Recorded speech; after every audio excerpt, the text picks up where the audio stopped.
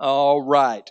Let me do a quick recap of kind of where we've been for those of you who may have missed a week or two, or this is maybe your first time here, or it's been a while since it's been a whole week since you were here.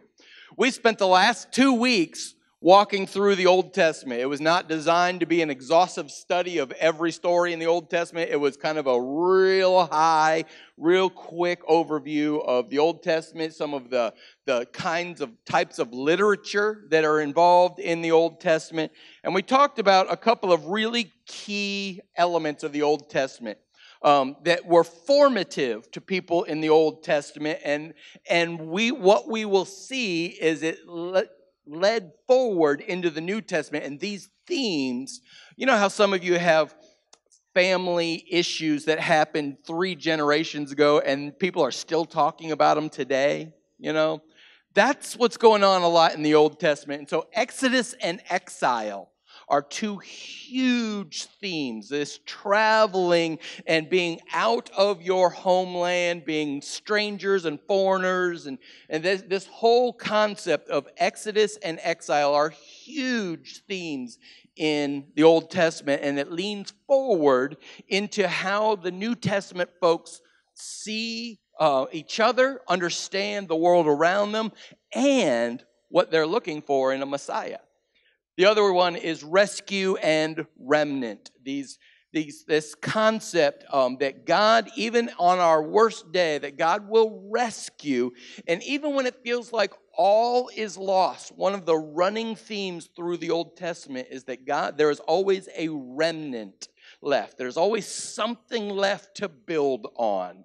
And so we're going to see these themes and be looking for some of these in the New Testament as we step in there.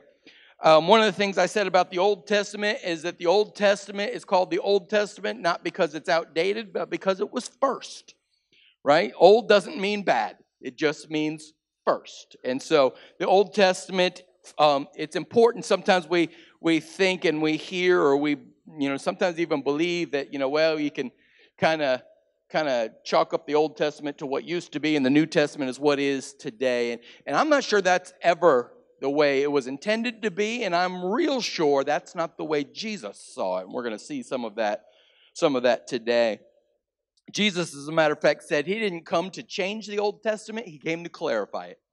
He came to illuminate us with it.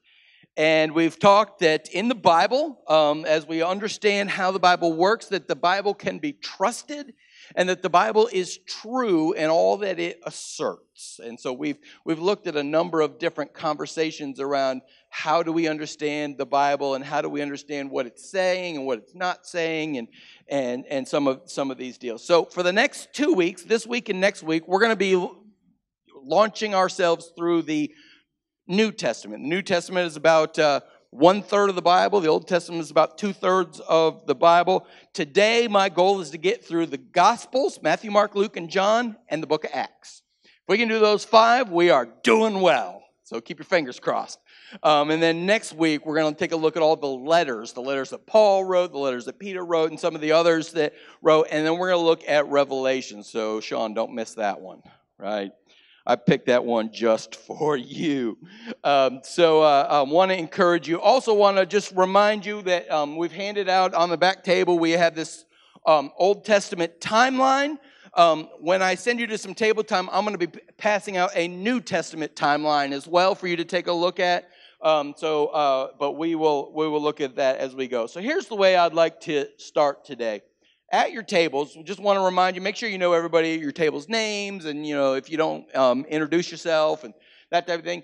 But I'm going to give you about 8-10 minutes to talk about what are your favorite gospel stories, your favorite stories about Jesus, disciples, favorite gospel stories. What are some of the questions that the New Testament brings up? Maybe not your questions, but other people's questions that people have, that people wrestle with in regards to the New Testament.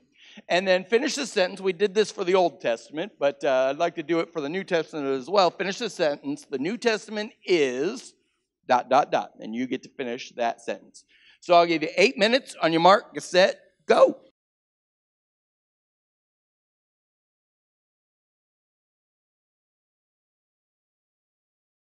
All righty. Let's do a little survey here. What are we hearing? Some of your favorite gospel stories? Somebody tell me one.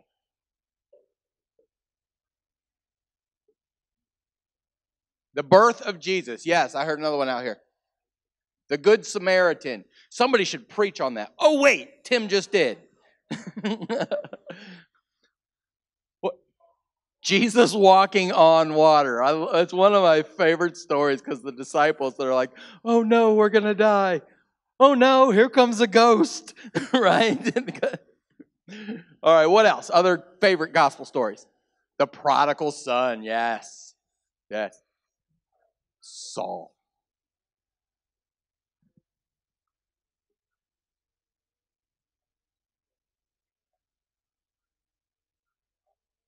Right, he sends them out in the field. They work, one group works 12 hours, one group works 1 hour. They all get paid the same. And the guys who are in the back of the line, they're like, "Oh, this is going to be good for me." And then when they don't get paid more, they're like, "Wait, what?" What a powerful story. Yeah. Any other favorite gospel stories? Fishes and loaves, feeding of the 5,000. I love that. I always describe that story as, the disciples are like, oh, how are we going to feed all these people? And then here comes this kid with his little Spider-Man lunchbox, right? And he's like, I don't know what you can do, Jesus, but here's my lunch. And look what Jesus does. And it always reminds me, whenever I think, I don't have very much to give. That's a story. That's one of my go-to stories, just to remind me that Jesus can take the little I have and turn it into a whole lot. Talk to me a little bit about some of the questions that come up when you're talking about the New Testament. Some of the questions maybe you have or other people have had that you've heard about the New Testament.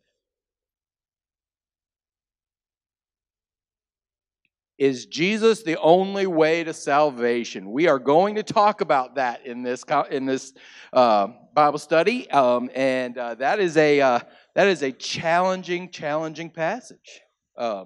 I am the way, the truth, and the life. No one comes to the Father except through me. Doesn't seem to leave a whole lot of room for debate. But we're gonna chat about that. All right. What else? Other questions?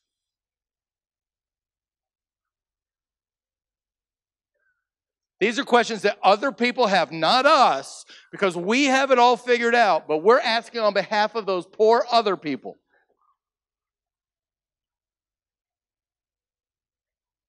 Right? So he's walking by the sea one day, sees these fishermen and says, hey, quit your job, everything you know and grown up to do, leave all your livelihood and just come follow me. And they're like, okay, right? And it just seems a little like, what? Yeah. All right, what else? Other questions yeah.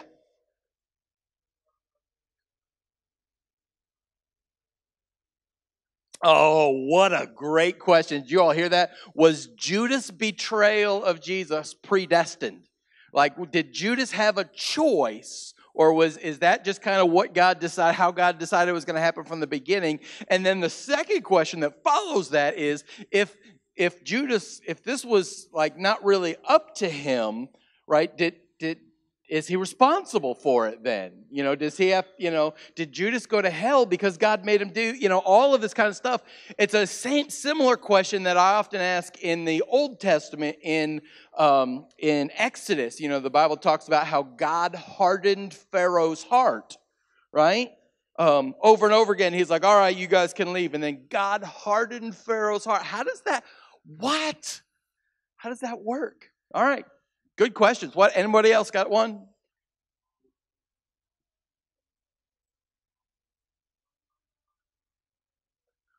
Do my dog and cat get to go to heaven? Great question. The answer to elementary students is yes. Yes, they do. Yes, they do. All right. So finish the sentence for me. The New Testament is the life and work of Jesus Christ, alive, true, hope, good news, the new covenant, promise of eternal life, Relevant, yes. The story of salvation. Boy, you guys are on top of that one. Man. Easier to understand, right? A much easier read, right? Absolutely. Last we left off, we were in the prophets, right? And we were in Malachi, and the prophets had been treated so poorly and had been so abused that we get into, now we have this quiet period. This period for 400 years, God goes silent in between the Old Testament and the New Testament. God's not speaking through prophets anymore. And so during that time, it's not that nothing was happening, but there wasn't a lot being written down about what God was doing in the life of the people of Israel. So let me kind of catch you up on some of the things that were happening in the life. And I know this is really small, but I'll put it on our Facebook page so I can show you. At the close of Malachi, you may remember that Palestine, or the area where most of this takes place, was under Persian control. Right? They had been conquered, and so it was under Persian control between 535 and 333 BC. At about 333, Alexander the Great comes through and just wipes everybody out, kind of takes over, and the Greeks are now in control.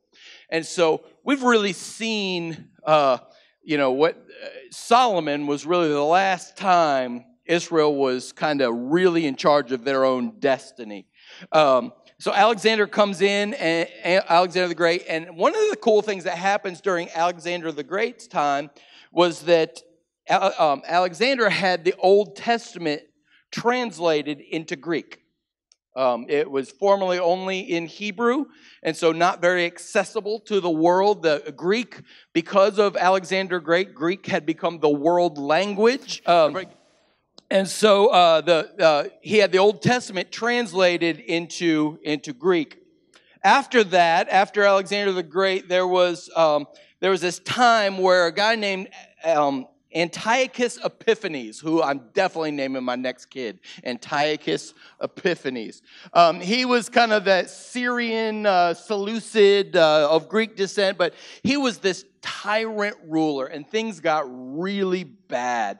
As a matter of fact, he's the one who came in, and if you hear through history in the Jewish culture, they may use the phrase, the desecration of annihilation. You may have heard that. Antiochus Epiphanes came into the Jewish temple, blew everything up, sacrificed a pig on the altar, and just completely destroyed this Jewish religious, place. And it was this moment in Jewish history where the people were like, "Hey God, where are you? Why are you silent?" This is the worst thing that could possibly happen. And so Antiochus Epiphanes comes in and he does that. And this led, when you really gain a iron fist control over people, what happens next? Rebellion. Right, rebellion and revolt.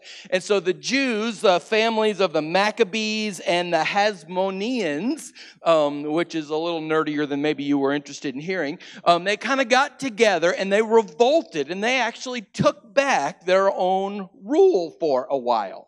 Wasn't a long time, but for a little while, the Jews were actually in charge again. And the way they did it was through guerrilla warfare. There was these groups called the Sicarii.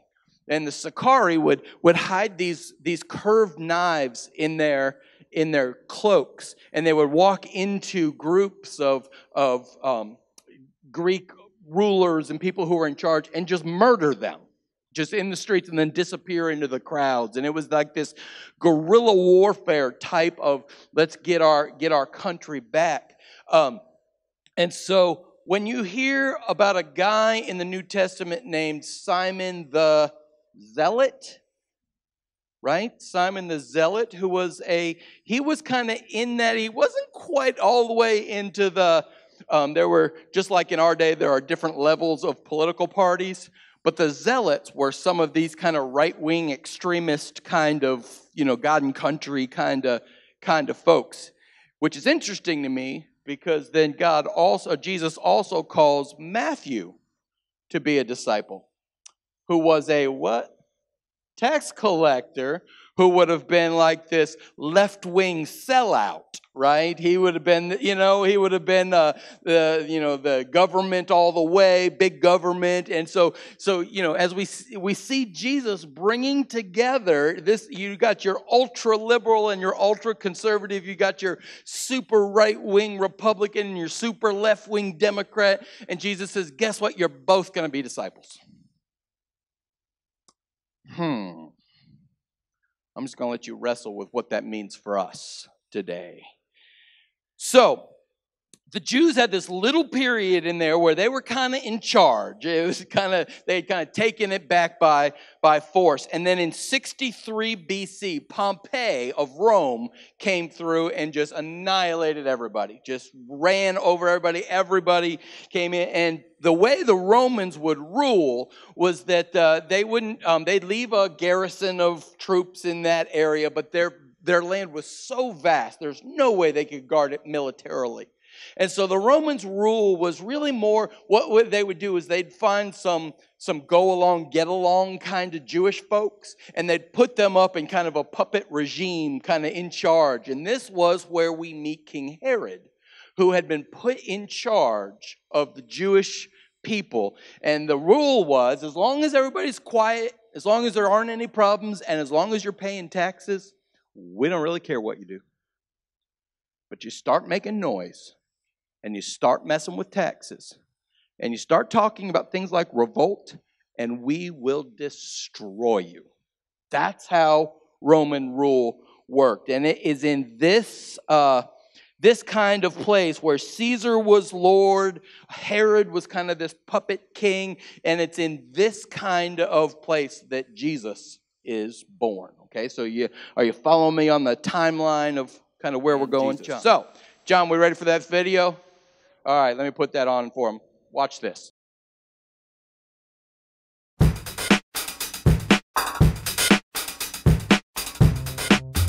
Fun fact. Did you know that an estimated 16,000 books have been written about former President Abraham Lincoln? 16,000! About one guy! How could so many books be written about a guy who only lived to be 56? Well, one easy answer is that he was an amazing guy and that he did some amazing things, especially during his time as president. But still, enough to fill 16,000 books? Well, here's a thought. Maybe it's not just because of the number of things Lincoln did, but the number of perspectives that people have on him. A perspective about his early life, his decision-making process, or about how he might have even hunted vampires. Not so sure about that last part. Even the people who lived and worked with Lincoln provide different perspectives about who he was. Just like each of our friends and family would provide just a little different perspective about each of us. Well, it's no different with the person we're going to spend the next few weeks talking about, Jesus. You think 16,000 books about Lincoln is impressive? There's hundreds of thousands of books that have been written about Jesus, far too many to count. And that for a guy who only lived on Earth for 33 years. Today, we're going to talk about 4 of these books. These 4 books are pretty special because they can be found right in the Bible. They were written right after the time that Jesus lived, and some of them written by people who knew Jesus personally. These 4 books are often referred to as the Gospels, which means good news. Each book gives us a unique perspective on who Jesus was and all that he did. Each author saw the life of Jesus slightly differently, and each author was actually writing their account of Jesus' life for a different audience. Now, while there's some difference of opinion about exactly who each author was, here's the most widely held beliefs. First, there's the book of Matthew, believed to be written by one of Jesus' disciples, who was a tax collector. Now, I'm not sure how you feel about the IRS, but I'm guessing tax collectors don't rank high on your list of favorite people in the world. But that's nothing compared to the way folks felt about tax collectors like Matthew. A big part of this was that tax collectors back then did more than just collect what was owed. They often cheated people out of their money. So, Matthew wasn't very well liked, but that didn't stop Jesus from inviting Matthew into his inner circle of followers and showing him unconditional love and a new way of life. Then there's the book of Mark, written by a friend of one of Jesus' first followers.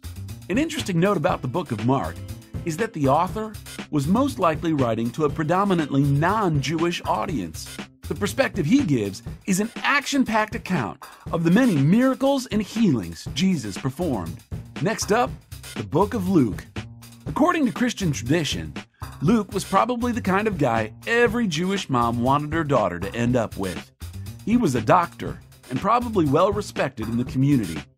Now, we don't know if it's because he was an educated guy or not, but Luke's book reads a little bit more like a historical account of the story of Jesus. And finally, there's the book of John. Now, we all know you're not supposed to play favorites in life, and it's pretty hard to imagine that Jesus had favorites amongst the disciples. But it does seem that if Jesus had a best friend, it was John, the author of this gospel. What seems central to John's perspective is that Jesus was more than just a man, a great teacher, or prophet. Maybe more than any of the other gospel writers, John emphasizes that Jesus was, in fact, God in human form living on earth. John closes his book by saying that what he's written is only a sliver of all that Jesus said and did.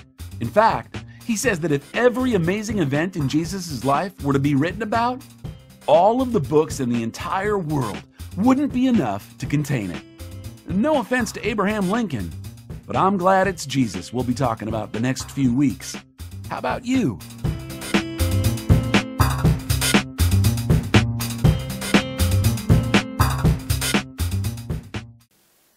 All right, I thought that was a really well done, kind of easy to access description of kind of where the Gospels, who were the Gospel writers and where did they come from. I also felt like, as I watched it, I was like, man, I wish I could draw like that guy, right? How cool is that, right? So I passed out a New Testament timeline, and if you want to kind of keep this with you up against your Old Testament timeline that I gave you a couple of weeks ago, this is, again, something I found online. I think it does a pretty good job of describing what my understanding of how things kind of unfolded. Starts with the birth of Jesus, goes through. You'll notice that Matthew is not the first book of the Bible that was written. The New Testament books are not written chronologically. All right, and they're not intended to be read as a chronological kind of deal. And you'll notice that Paul, the 1 Thessalonians, Galatians, Philemon, Philippians, 1 and 2 Corinthians, and Romans were all written before the Gospels. Those were a lot of what Paul wrote were written before the Gospels. Now, hear me say, not before the stories of Jesus were out there, but before those stories were collected into one organized piece. So it's not as if these. So you'll even see that Paul in some of these seems like he's quoting Matthew, Mark, and Luke a good bit. And the reason that is because there were these stories that were being told, and there were even written accounts that were out there that the gospel writers then pieced together to become our gospels. Now, let me talk to you a little bit. This may get even more nerdy than you're prepared for, but let me put it out there anyway. This was one of the simplest charts I could find. Which is a little terrifying, isn't it? Because it's a little crazy looking as it is.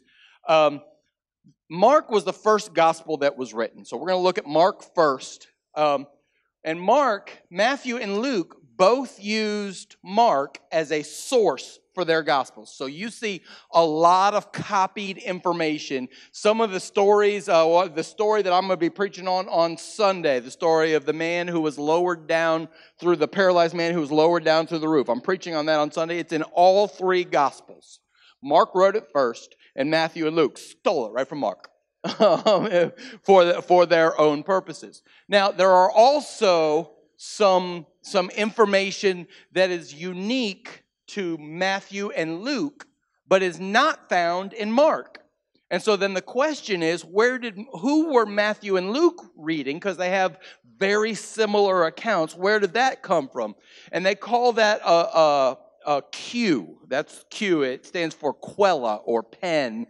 That there was this source that we no longer have. There was it's probably a bunch of written stories, and people had put together some things that Matthew and Luke had that Mark did not. Now, in addition to that, Matthew has some information that is unique only to his gospel, and Luke some information that is unique to only his gospel. And so as Matthew is putting together the book of Matthew, he's using Mark, he's using Q, and he's using this other source we call M. And Luke the same way, only using L as a source. And then John is just this complete anomaly. It's written about 30 years after Matthew, Mark, and Luke were written. And it comes from all kinds of different places and there's so much unique information in the book of John that is not in the others that it leads scholars to believe that John had a whole other set of information that he was working from in order to put together his gospels. The reason I tell you this is because I need you to hear me say that the gospel accounts are not just some dude sitting down one day and writing down his memories like a diary. It's not how it worked.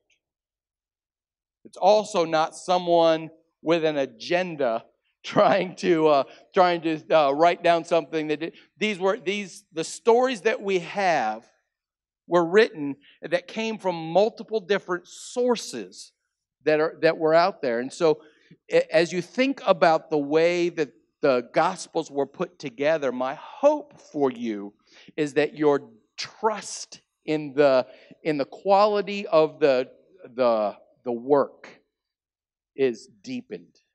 That this isn't just somebody's opinion about Jesus. That there were these sources that they used in order to put together these Gospels. So let's jump into the book of Mark. Grab a Bible, go with me to Mark.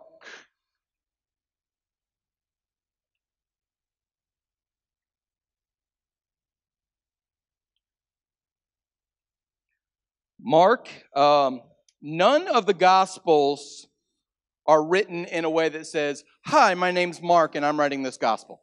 All right? So there's some guesswork, there's some historical research that has gone into the best understanding is that Mark, one of Jesus' apostles, John Mark, was the writer of this story. He wrote his gospel first, and the theme of the gospel of Mark is speed, right? Everything happens in Mark immediately or just then. If you did a word study on the word immediately, it would come up dozens of times in the book of Mark. It's the gospel of movement. It demonstrates almost a frantic pace at which Jesus was working and living his life. Now, each of the Gospels was written to a different audience. You heard the author or the video up there say, Mark was targeted at Roman Christians. All right, the audience for Mark was Rome, and so in other words, these were Gentile converts. All right, these were new believers that had been converted to Christianity because of Jesus. And so in the book of Mark, you're not going to find tons and tons of Old Testament references like you do in Matthew, because Mark's audience wouldn't have cared. The Old Testament wouldn't have mattered to them much because they weren't Jewish. They were Roman. They were Roman converts. Also notice if you flip through Mark, unlike Matthew and Luke, who both have genealogies of Jesus, there's no genealogy of Jesus in Mark. Anybody know why? Romans don't really care about Jesus' lineage. None of that really matters to them. And so it's really important as we read the Gospels, we recognize who they're written to, because it's going to help us understand some of the use of some of the stories, the way some of the text is utilized, and it's going to help us to help us determine that the same story in Mark would be used in a very different way in Luke or in Matthew. But it's the same story. And sometimes we find them in different orders. We find them in different places. Did Jesus ascend into heaven from one place in Luke, but in a different place in Mark?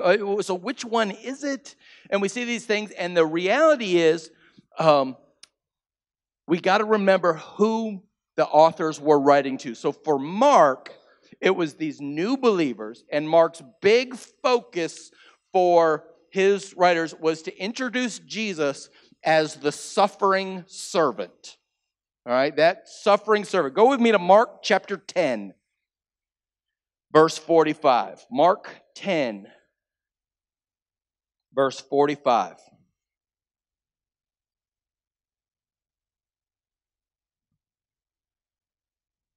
I love how Bible pages sound as you're turning them. There's a unique sound that Bible pages make that I don't know any other book that makes that quite that same kind of sound. Mark 10:45 says this, "For even the Son of Man did not come to be served, but to serve, and to give his life as a ransom for many."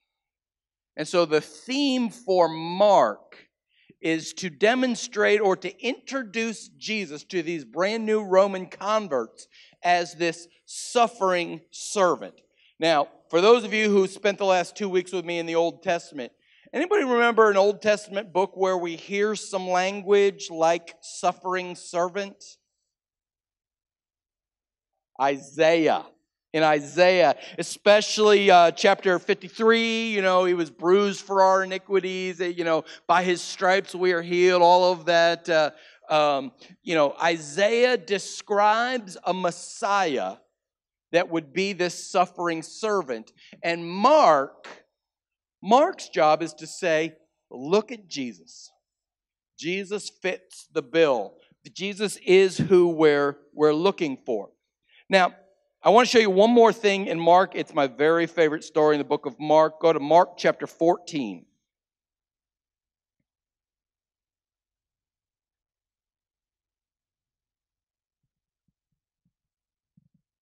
Start at verse 43. Mark 14, verse 43. This is the arrest of Jesus. And now, one of the things you'll notice is that in the Gospels, the writers of the Gospels often speak about themselves in third person. As a matter of fact, when you're reading a Gospel, if you hear somebody speaking about somebody in third person, it might be the writer. Because that was kind of a literary thing that you did. You didn't identify yourself as the author, but you would speak about yourself in third person. So listen to how Mark speaks about himself. "Just as Jesus was speaking, Judas, one of the 12, appeared. Was with him in the crowd, were armed with swords and clubs, sent from the chief priests and the teachers of the law and the elders. Now the betrayer had arranged a signal with them. 'The one that I kiss is the man. Arrest him and lead him away under guard.' Going at once," there's that frantic pace again. Do you hear that guy? "At once to Jesus, Judas said, 'Rabbi,' and kissed him. The men seized Jesus and arrested him. Then the one standing near drew his sword and struck the servant of the high priest, cutting off his ear." Now we know from other Gospels that was Peter, right? Jesus says, "Am I leading a rebellion that you have come out with swords and clubs to capture me? Every day I was with you teaching in the temple courts, and you did not arrest me. But the scriptures must be fulfilled." Then everyone deserted him and fled. Now this is my favorite part. "A young man wearing nothing but a linen garment was following Jesus. When they seized him, he fled naked, leaving his garment behind." This is Mark. So whenever you think of Mark, the disciple writer of Jesus, I want you to think of naked Mark running away from Jesus. The guards grabbed onto him to arrest him, and he wiggled out, left his clothes behind. One one of the things I'm going to put up on our Facebook page is I found a place where there's a really good synopsis of each of the Gospels. And so some of these are just like the emphasis, scope, the theme, key verses, kind of an outline, overview outline of each of the chapters. Don't worry about looking at it too close today. But if you're looking to go deeper into a study of any of these books, this outline is really good. I will also give you the website where I got some of this from. So, any questions or thought on the book of Mark? Mark wrote first. And it's interesting to me that the very first written accounts of Jesus, gospel-type accounts, and gospel isn't just what we call this. Gospel is an actual type of literature. It's a genre of literature. There are other gospels out there, but these four were about Jesus. And it's interesting to me that Mark's first focus was to introduce Jesus to new converts. It wasn't just to the people of, Mark was Jewish, but he didn't write to his own people. He wrote to these new folk. All right, let's flip over to the book of Matthew.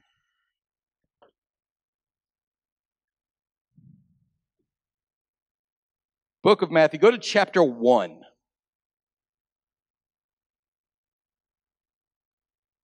Now, like I said, Matthew used Mark as a resource, and he also used some information that was unique to him, and he and Luke kind of wrote about the same time. They kind of collaborated on some of their information as well. But Matthew, like you said earlier, Matthew was a tax collector, and Matthew wrote to the Jews.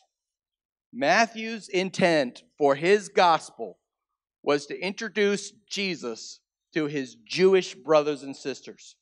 Now, this is a very different perspective than Mark had, right? Mark was to converts, Roman converts. Matthew is to Jewish folks. This is why in the book of Matthew, over 60 times, we hear Matthew quoting the Old Testament. Over and over and over again. The Old Testament is incredibly important to Matthew because it's incredibly important to Matthew's audience, the Jews. And I've always wondered,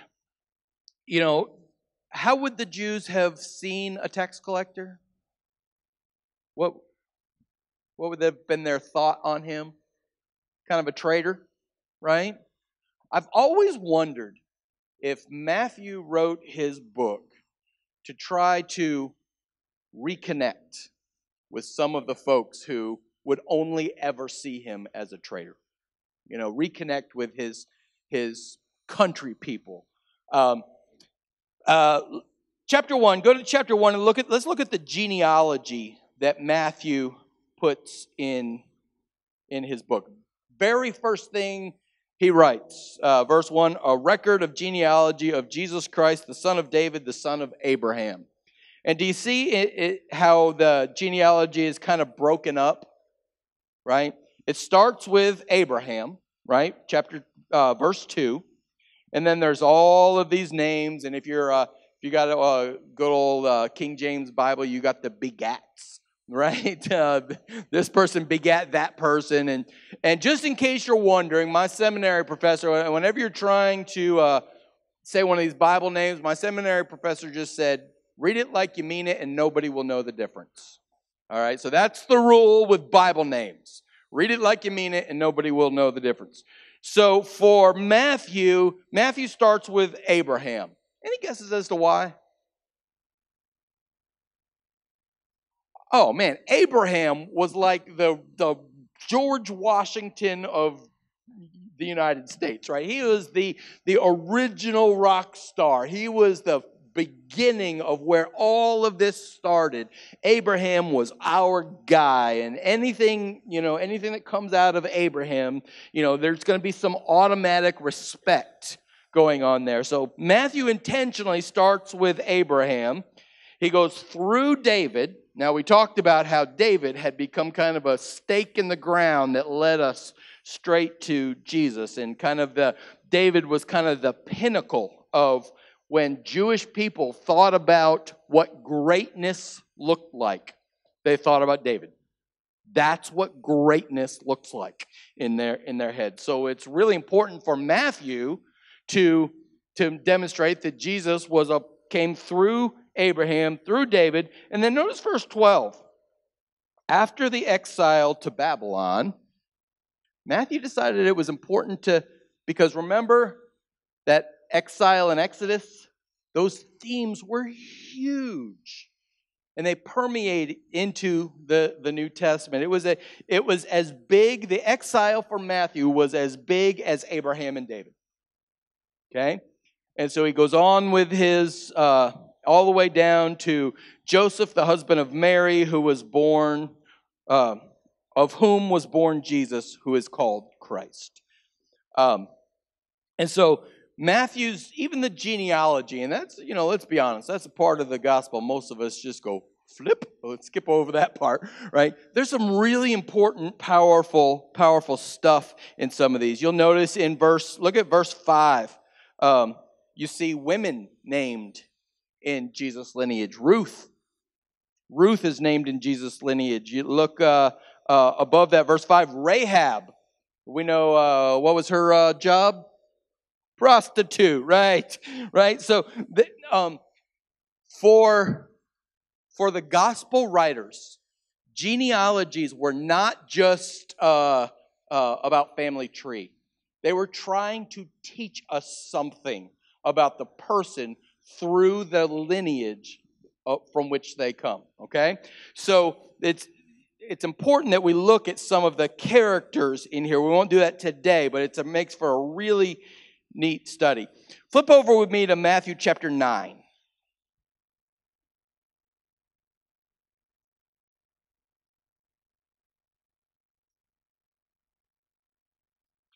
Go to verse 9. This is where we get the story of how Matthew became a disciple, right? Matthew 9, verse 9 says, as Jesus went from there, he saw a man named Matthew, again, third person, right? Sitting at the tax collector's booth. Follow me, he told him, and Matthew got up and followed him. So here's that, okay, so I'm just going to leave my job, this is probably quite a lucrative job at that. Got up and followed him. Now look what happens next, verse 10. I think this is fascinating. While Jesus was having dinner at Matthew's house, many tax collectors and, quote, sinners came and ate with him and his disciples. When the Pharisees saw this, they asked his disciples, why does your teacher eat with tax collectors and sinners? On hearing this, Jesus said, it is not the healthy who need a doctor, but the sick. But go and learn what this means. I desire mercy, not sacrifice. For I have not come to call the righteous, but the sinners. Now, in your Bibles, is there a little letter after the word sacrifice? Is there a note at the bottom of your page that corresponds to that letter? What does it say? Hosea 6:6. This is one of those times where Matthew, through the words of Jesus, Matthew over and over and over again has Jesus quoting the Old Testament. I desire, go learn what this means. I desire mercy, not sacrifice. Comes straight out of Hosea. And Matthew's Jewish audience would have not only known that verse, but would have fully understood the context in which it was written. And so often what we'll see Jesus do in the Gospels is he'll reference one word or one piece of a verse. But what he knows about his audience, especially his Jewish audience, is that he can say something like, I desire mercy, not sacrifice, and all of a sudden the entire chapter 6 of Hosea is brought straight to their minds. Think about, that works. Think about some of the song lyrics. You hear one word of a song lyric, and all of a sudden the entire song is stuck in your head for a month, right? That's what Jesus does with the Old Testament in Matthew. So constantly, over and over and over again. Now, when Matthew was written, Matthew was, because he's a tax collector, he's kind of an Excel spreadsheet nerd, right? He's just kind of one of these math guys. And so everything is very organized and very, very very ordered together. So in Matthew, what we see are what's called the 6 discourses. And I don't know how well you can see this, but in Matthew, there are these 6 discourses: the Sermon on the Mount, there are the parables, there's a discourse on the end times, there are missionary instructions, community instructions, the Passion and Resurrection discourse. Matthew organizes his gospel into 6 kind of speeches almost of Jesus. And what he does is he takes pieces of stories we find in Gospels in a bunch of different places and organizes them to teach us something about Jesus. Okay? And so these stories that we read in Matthew are, the Sermon on the Mount. You'll find pieces of the Sermon on the Mount all through the rest of the Gospels. But what Matthew does is he organizes them into one discourse. And he does that all throughout his gospel. And for Matthew, the number one thing Matthew wants to convey to the Jews is that Jesus is the Messiah you've been looking for. It's the number one thing. It's the key to the book of Matthew. The number one thing is that Jesus is the Messiah you've been looking for. Go to Matthew chapter 16.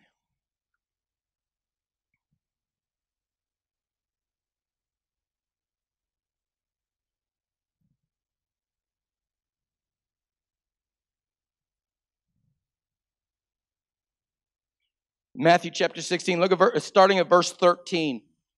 Jesus came to the region of Caesarea Philippi, and he asked his disciples, "Who do people say the Son of Man is?" And they replied, "Some say you're John the Baptist, others say Elijah, others say Jeremiah, others or one of the prophets." And then Jesus says, "But what about you? Who do you say I am?" And Simon Peter answers, "You are the Christ, the Son of the living God."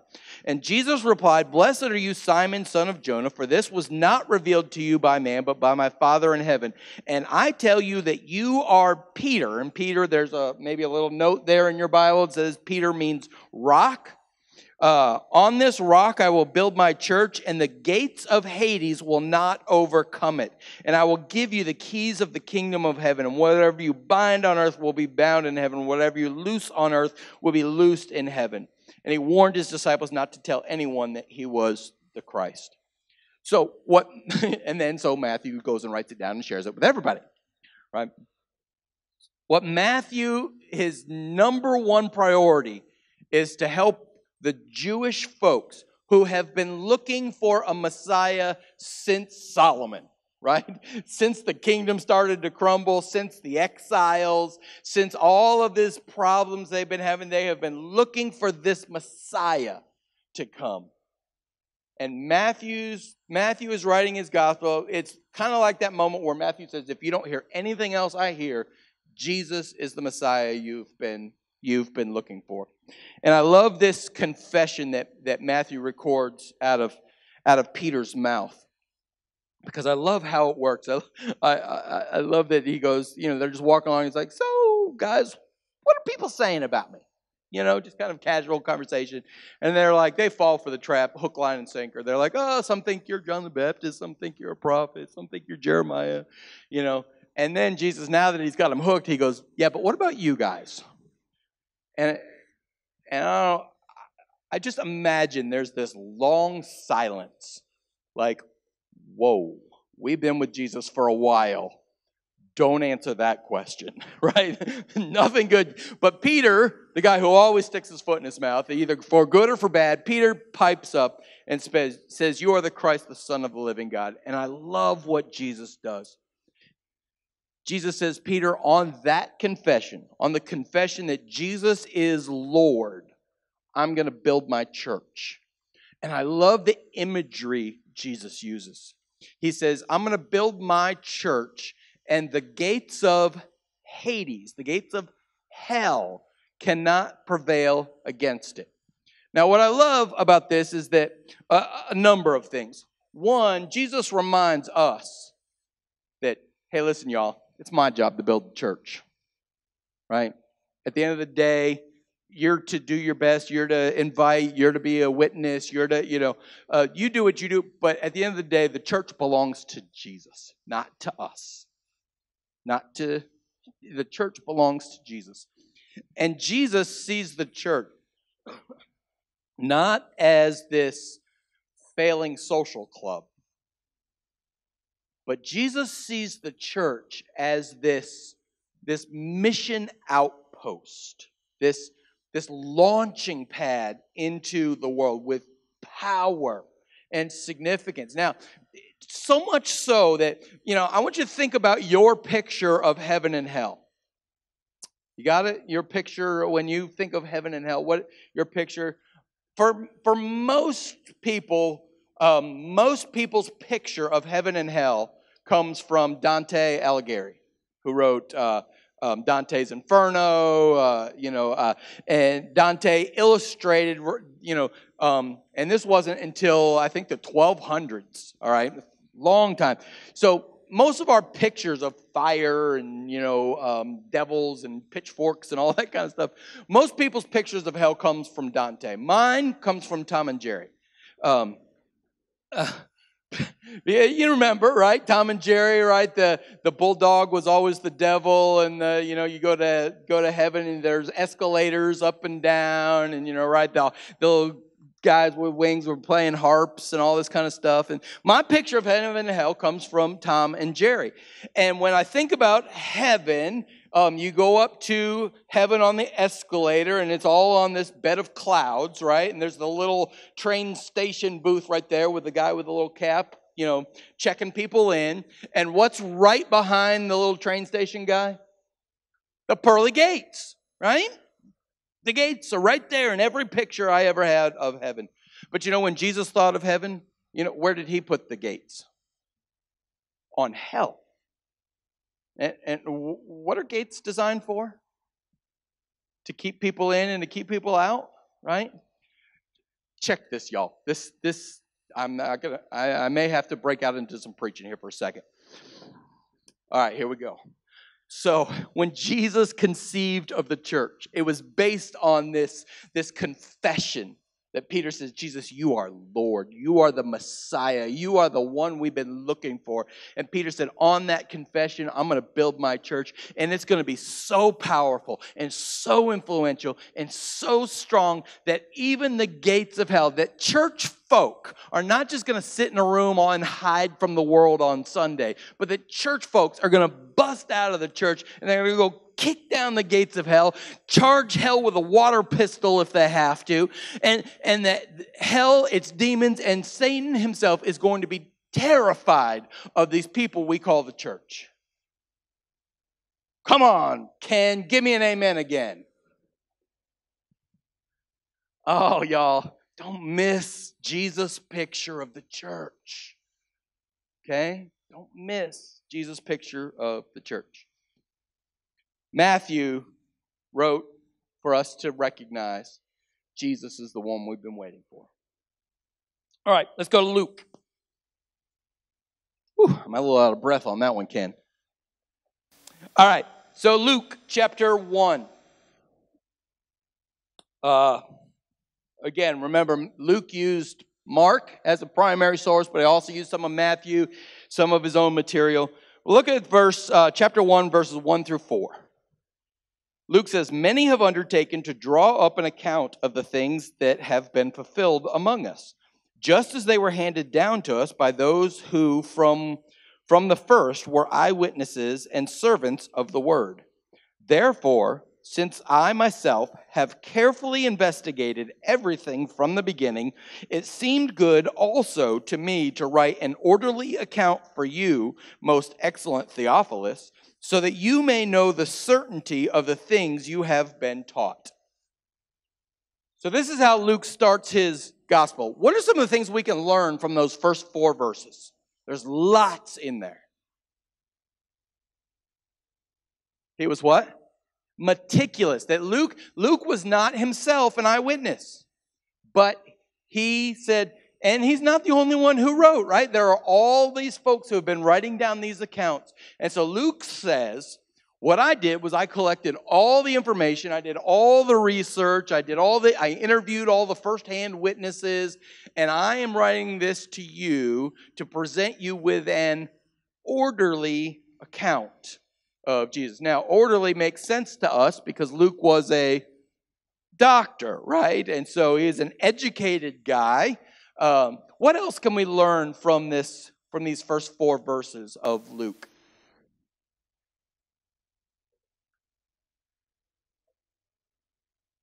So his goal was to give his buddy Theophilus certainty of the things you've been taught. So Theophilus has been hearing some of these stories about Jesus, and Luke says, let me put it all down for you so that you can know for sure.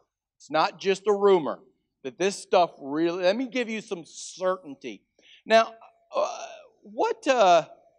if his buddy's name was Mulligan, what country do you think Mulligan would have been from? Scotland, Ireland, yeah, something, somewhere like that. It wasn't. His name was Theophilus. Where do you think Theophilus was from? Greece. That's right. It's the most Greek name in the whole Bible, right? It's very clear. And so what we know is that Luke was not writing to Roman Christians. He was not writing to Jews. Luke was writing to Greeks. And what do we know about Greeks? What are they famous for? The intellects, yes. Logic, right? Logic was really important to them. Philosophy, Plato, Socrates, all of these kinds of things. These would have been the kinds of folks that Luke was writing to. Now, Western thinking folks, right? And folks, I'm so glad you said that. I'm not sure we're going to get in a ton of time to really explore that, but the difference in philosophy from Eastern thinking and Western thinking, from Jewish thinking to Greek thinking, it's almost you almost can't compare. You could say the same story to a Jewish person and to a Greek person, and they would hear 2 very different things. Okay? The mindset of the people to whom he was writing. So it's really important that, especially in the Gospels, that you be able to try to put yourself in the shoes of the audience to whom he was writing. Okay? So go over to chapter 3. Luke chapter 3. At the end of Luke chapter 3, we find another genealogy. All right? Now, interesting that Luke's genealogy is completely different from Matthew's genealogy.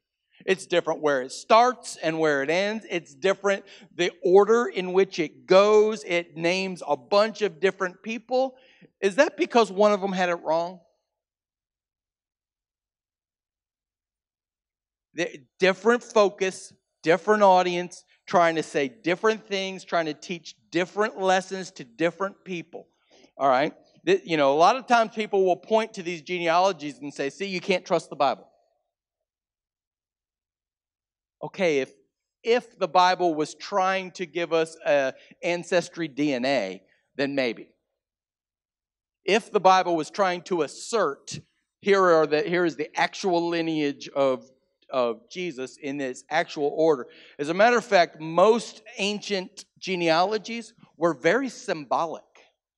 They would skip several generations in order to get the right numbers and these types of things. Most ancient genealogies were less about who the actual people were and more about what we're trying to teach you because of this genealogy. So,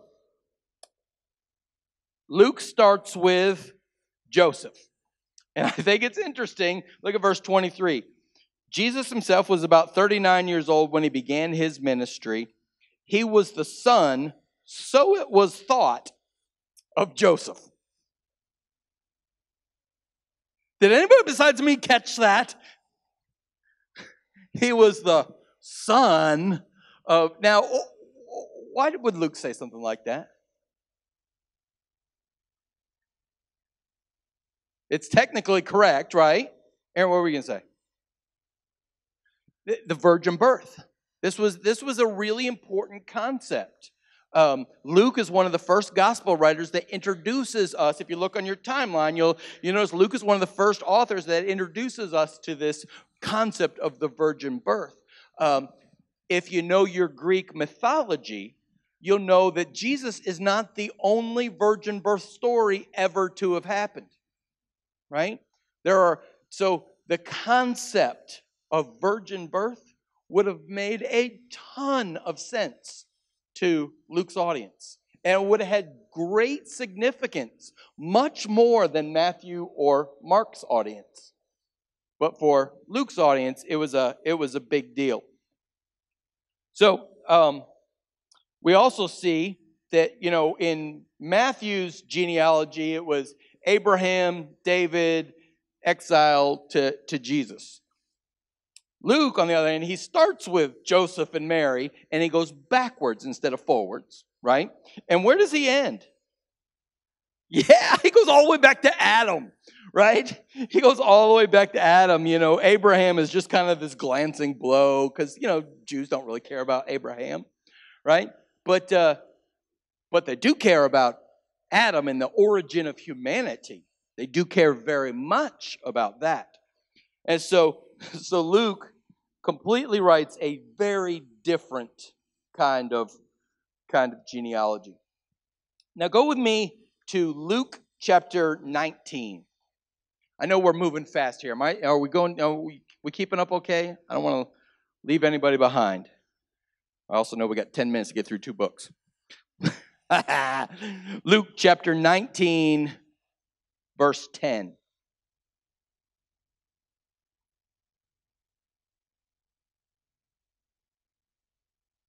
In Luke 19, verse 10, it says, "For the Son of Man came to seek and save what was lost."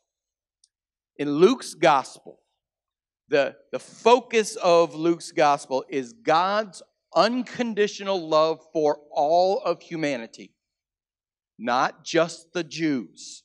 All right, this is really important for Luke to help his Greek friends, his Greek brothers and sisters, especially his buddy Theophilus, to know you may not be part of the chosen people, but God loves you anyway. And God has a promise for you anyway, that God's love, often Luke is referred to as the gospel of the nobodies, because Luke has this huge emphasis in his gospel on the outcasts, the marginalized, those who aren't welcome in polite society, all of those that a good Jewish person might have thought God didn't care about. Right? Luke wrote his gospel to say, nope. Prostitutes, you're included. Nope.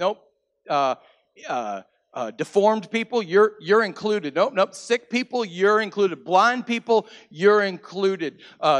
Gentiles, Greeks, you're all included. And Luke's focus was to help everyone understand the love of God.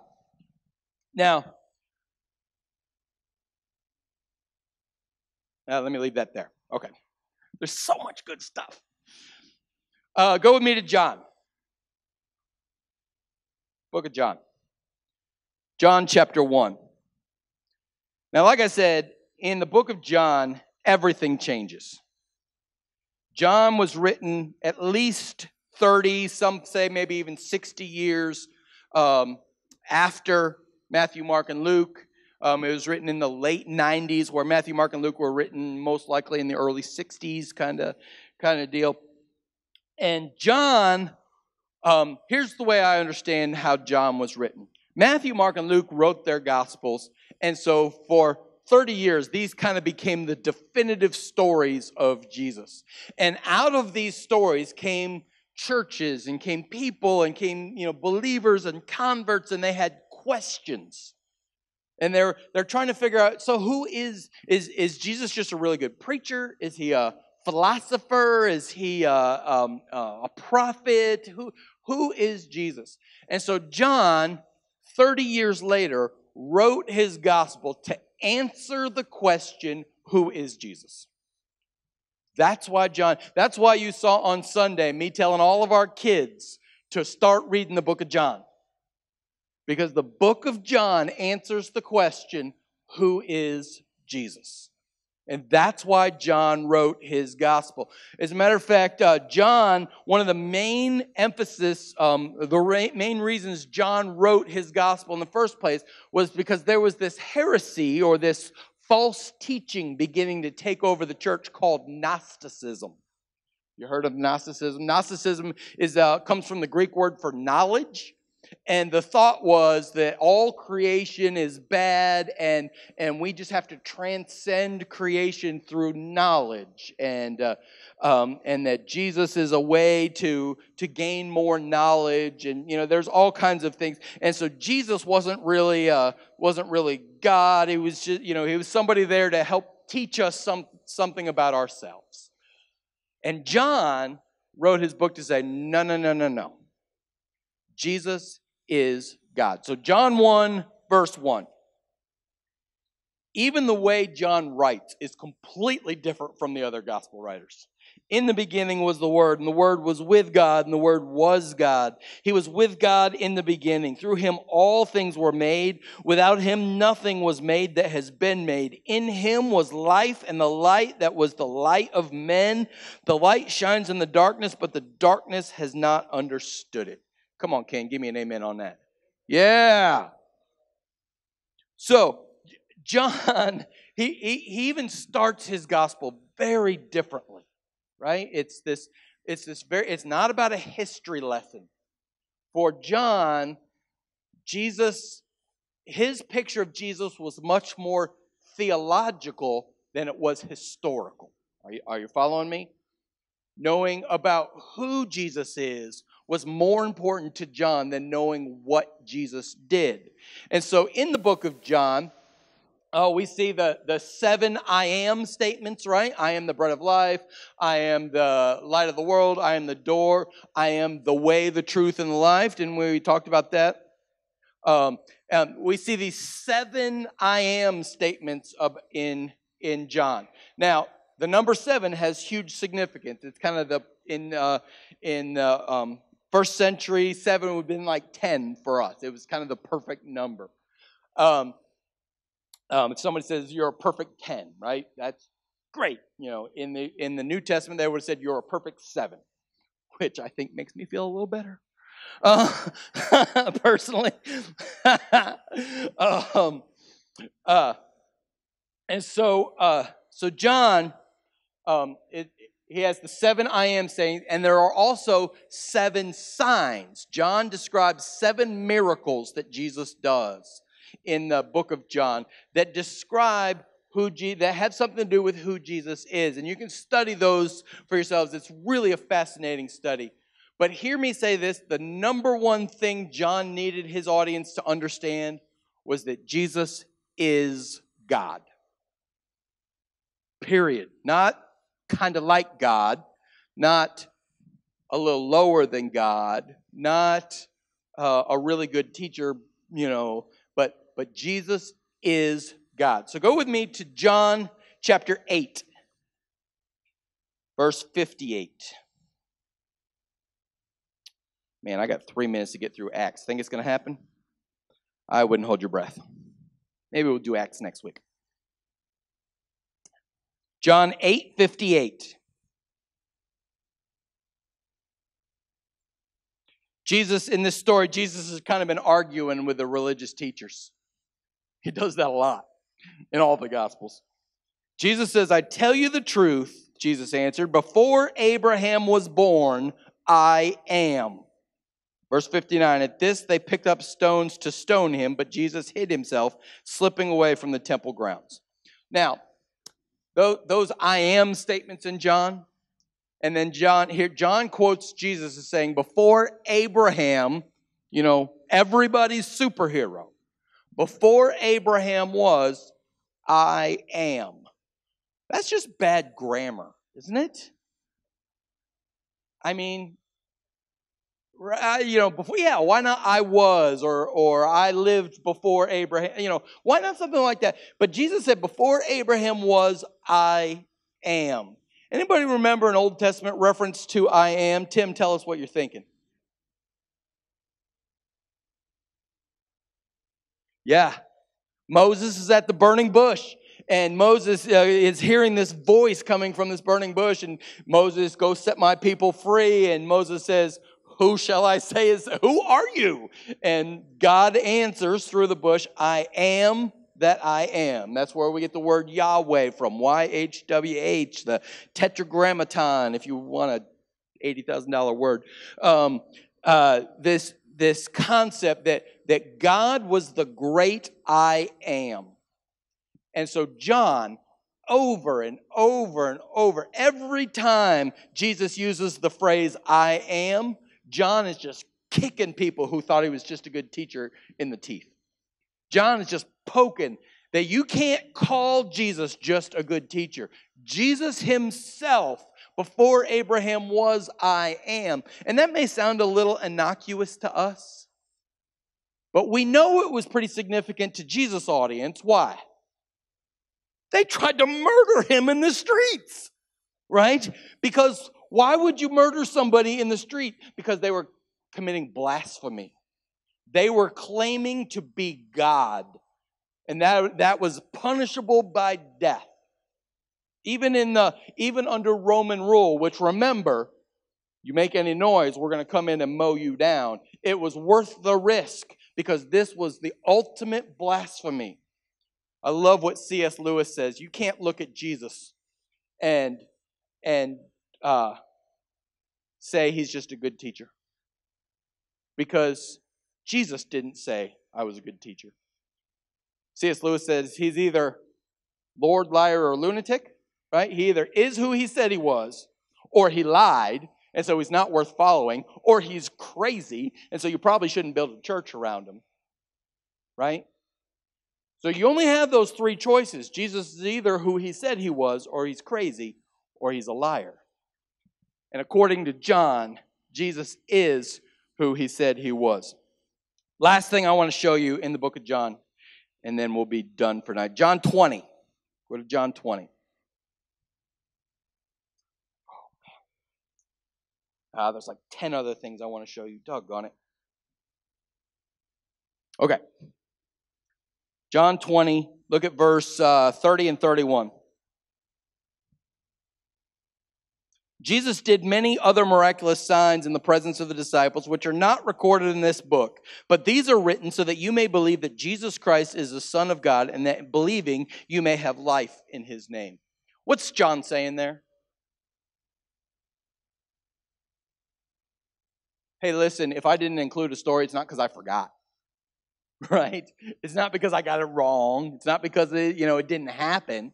If I didn't include something, it's because it maybe was outside the scope of what I was trying to teach you. But these things are included so that you may believe that Jesus Christ is the Son of God. And the Son of God, you got to understand that phrase, didn't mean lower than God. It meant God, right? We'll talk more about Trinity next week. Next week, we're going to jump into the book of Acts. Who wrote the book of Acts? Luke. Luke wrote 2 books in the first 5 books of the New Testament. Part 1 is Luke. Part 2 is Acts. Matthew is the gospel according to Matthew. Mark is the gospel according to Mark. Luke is the gospel according to Luke. John is the gospel according to John. And if I were to say Acts was the gospel according to somebody, I would say Acts is the gospel according to the Holy Spirit. So come back next week. We'll get into Acts, the letters of Paul, and God willing, even some revelation. God bless my sisters and brothers here tonight. Be with them as they travel home. God, tonight, we come face to face with the reality of your Son. The pictures that your writers demonstrate to us, the audiences to whom they were writing, each show us a unique and a different picture of Jesus. And so, God, we thank you for that picture today. And God, we also thank you for the picture that you show us every day of your Son through our experience with Jesus and our experience with one another and our experience with the church. God, it's in your precious name we pray. Amen.